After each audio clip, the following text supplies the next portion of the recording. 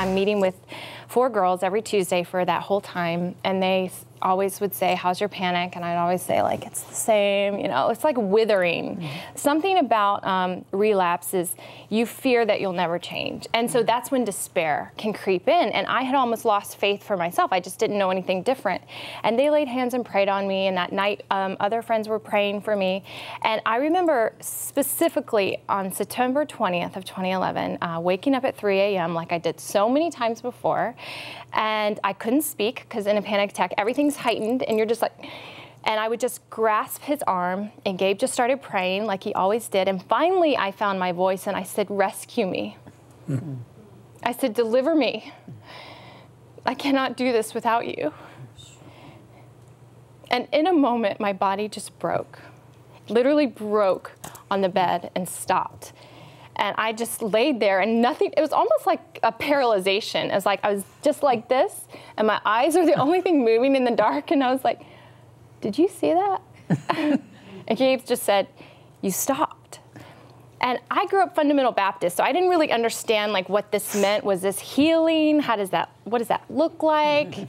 I'm sorry, guys. Like I just didn't, there was no book, like textbook framework for me. So what happened though is the weeks that followed, I began to walk the streets of New York, and the scales were lifted from my eyes, and I began to see brokenness and people all around me. And I started studying anxiety and depression, and I learned that 1 in 4 women are on anti-anxiety, antidepressants, medication, which is 400 times what it was in 1988.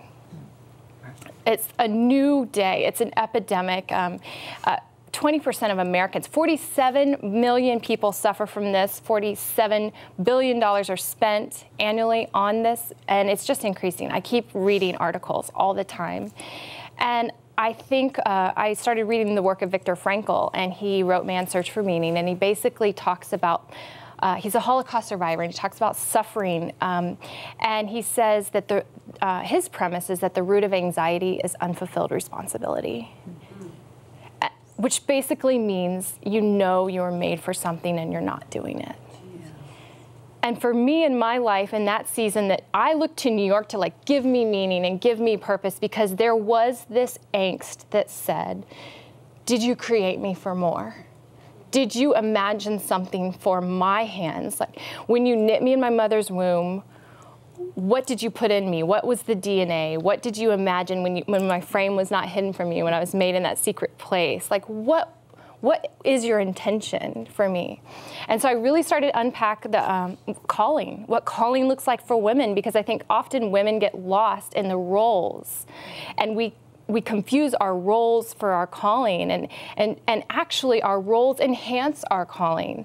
So I learned that calling is nothing more than when your talents and your burdens collide.